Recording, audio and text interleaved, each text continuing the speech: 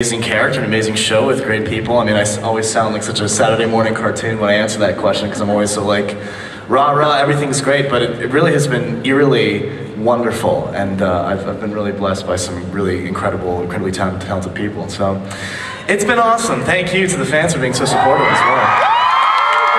Have you gotten any indication where Blaine and Kurt are headed in season 3? I know nothing. Everything I'm hearing about the show, I'm hearing right now from those men over there. But I don't know, I mean, they're kind of in the honeymoon phase, you know, they've kind of reached that point where they've kind of reached to the next step in their relationship, so I hope they continue to learn and grow from each other, just like any relationship should, and, you know, I'm a big fan of Klain, so I hope that it lasts forever. Brad, anything you'd like to say about? Yeah, they're not breaking up. I mean, they're good. They're solid. I mean, they got problems. You got problems. There's you have two stars dating each other. It's going to be you know, some competition there, but they're solid. You know, I know you're not doing a lot of stunt casting this year, but you are introducing some new characters. One of them is going to be the winner of the Glee project. You guys watching the Glee project? Can you say anything about that character? I understand this person's going to be a nemesis to Sue. Is that correct? That's one thing I had heard. Not really at all. We don't know who that person is yet. Yeah, we can't sort of... We don't know who that is yet. We don't know who's going to win. So. Okay, but you've already finished shooting, so you have your winner. You know who you have. And are you happy with the results? It's totally awesome. Very cool. Fantastic stuff to write to, yeah. And Zach, what has that experience been like? It's sort of raised your profile big time being on that show. Finally. It was interesting and painful, and it was a lot. It was a lot doing our show and that show, but I do love who won, and I think everyone else, once they see them on the screen, will be happy with the result. Cool. Excellent. Darren, I just want to go back. I have a question. I understand you're going to Broadway? Yeah, care to confirm or deny? I mean, I can't confirm that. It's very cool that that's even out there in the air, because that tells me that the producers would even be willing to do something like that. Is very touching to me. Glee is a very hectic schedule, and there's a lot of things going on. So I'm certainly not opposed to the idea, but I cannot confirm anything, unfortunately. But hey, man, put some good energy out there. We'll see. But even if it does happen, you wouldn't be leaving the show. It'd be for a short run, right? Oh, I'm sure it'd be for like 2 seconds. I'd blink, and then I'd be right back to work. 2 seconds. How about we take some questions from the audience?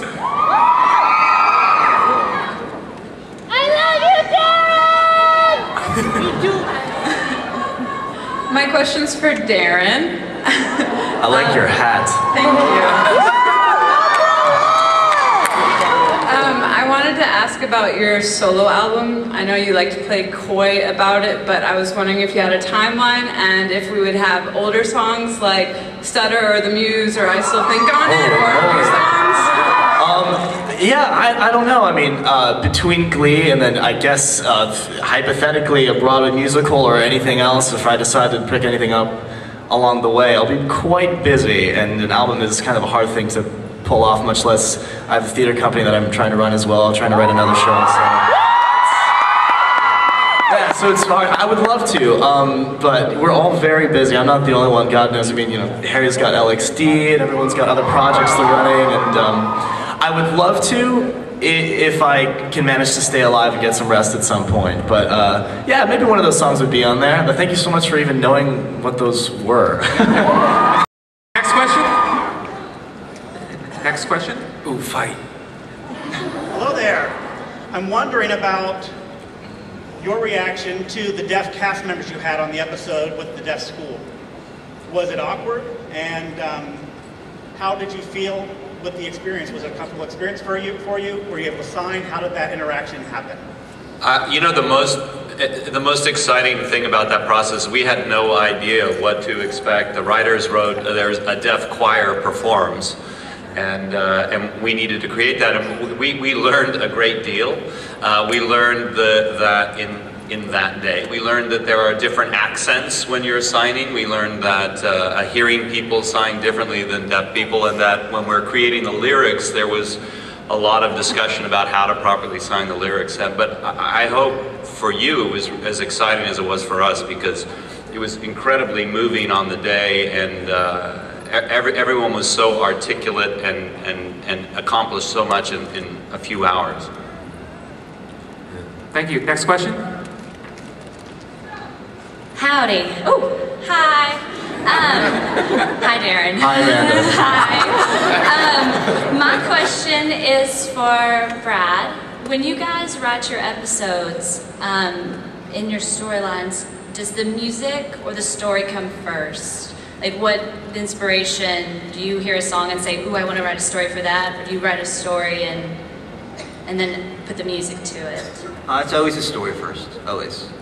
Yeah, it's not, I think that anytime if we were trying to have the music, it would be like making a movie based on just the action sequences. Like, oh, it would be really great if there was a great fight here. And it's like, well, I really don't care about the fight, no matter how spectacular it is, if you don't have any feelings about who wins. And so you kind of have to determine the story first, and then the song can fuel that. And that's sort of how we approach it. Thanks for your question.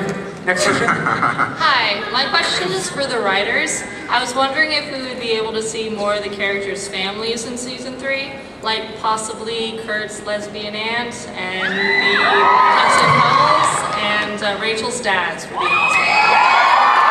Yeah. What about Rachel's dads? That's some stunt casting I think people would be okay with. Yeah, it's tricky with parents because I think partially, I mean, we've in the first episode in Showman's, the first episode after the pilot, we'd actually written a scene with her dads, and we cut it. Like it didn't. They showed up for work. No, actually. I know. Yeah, we actually didn't shoot it. We pushed on it, and then we actually ended up never filming it. But it's weird because we've talked about it forever about different sets of parents, but it isn't. I think it's because sort of when you're in high school, your parents stop being the major influence in your life. You become, you're sort of on your own in a way. I think that's how I explain it to myself, because I can't really figure out why we haven't done some parents yet. But I think soon we'll sort of reveal more and more. Yeah, probably. Next question. Okay, thank you for Naya and Hemo. And my question is Barty or Britannia, and it's for the entire cast.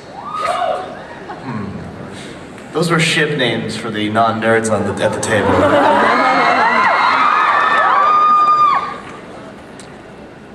Wait, Barty? Well, yeah, I know. Marty McFly? I'm still a fan of Artina a little bit, no offense. I love you too. But I do like Britannia. Yeah! Yeah, I think that relationship, Britannia, Britannia, which one did? Britannia, okay, sorry. It should be Sam Titney. Sam Titney is so much funnier. It won't catch on. I keep saying this and no one pays attention. Britannia! Were you surprised by the feedback to Brittany and Santana? I mean, people were really into the two of them as a couple. No, I think that we started getting into that storyline almost as a goof at first. It was like this funny joke about them sleeping together because they were so close, and we just thought it'd be funny. And then as we started taking some time with it, we realized how we had a group of people that for this show was so inclusive and representative, and then there was a group of people that we weren't representative of.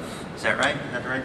Representative of? Mm-hmm. Yeah. And this whole, sort of lesbian and bisexual female community. And so we said, well, let's get into that. Let's see what this is about, and let's try. And it was, we're fortunate the network wasn't resistant of it, and sort of let us try it out. And then it became something much deeper. And so we're very proud of it. So I guess we weren't surprised because we knew there was a group of people out there looking for something like that. So. I also think people, what's so exciting, why people respond to those characters in particular is because they sort of, I think America watched us realize that we had two incredible talents on our hands that we didn't realize. Like we were both in both Heather Morris and Naya Rivera, who are just, and we just kept uncovering all this stuff. I mean, they would, Heather was sort of cast almost as sort of almost an extra in a way, yeah, like sort of a background dancer, and then And then Naya was sort of cast as like a pretty face, and then we just realized like that Heather is a comic genius, and Naya is as well, and then has this crazy, incredible voice that we just. So that's what's been exciting about that for us. That it was like, oh my God, like how did we get so lucky to get those two actors? Anyway. So, and just for the record, Santana is a lesbian and Brittany is just into anything. She's just pretty much awesome. She's pretty, bitch. Next. Hi. I know there's been rumors about the cast members leaving the show, but I was wondering if you've given any serious thought about a possible spin-off with Kurt and Rachel and Blaine. You know, we were, it's yes. You know, it was nice. Peter Rice allowed us to explore that as a possibility, a spin-off with some of those characters. And it was actually, it was weird when Chris Golfer was saying that he heard via Twitter about not coming back. Because we've been talking about this since March with all of those actors very specifically. So I don't know quite where that was coming from, because it was something we were exploring. You know, right now Ryan and I have this other show as well, so you kind of have the two shows, and Glee is sort of, you know, is this big mothership, and so I think we're leaning against doing it. But we certainly have explored it. We were, you know, it was, like I said, Fox gave us the opportunity to explore it. I think we're going to pass, but it was thought about. And just for the record, the spin-off would focus on characters like Rachel and Kurt, maybe venturing to New York and pursuing their Broadway dreams. Possibly. I mean, we didn't get you know, look, if you watched the finale last season, that was certainly something that we were planting as a possibility, because we were investigating it, but we didn't get much further than that, like I said, because it's hard to do this, and so it would be a lot. Next question. Hi. My question's for both the writers and Darren. I was wondering, now that Darren is a series regular, congratulations by the way to both you and Harry, will you guys be willing to develop his character more and possibly explore his background, possibly with his relationship with his dad, or even developing relationships with Glee characters, maybe like Santana, or as a friendship? And okay, I think that's enough questions. Thanks. I liked all of those questions. Yeah.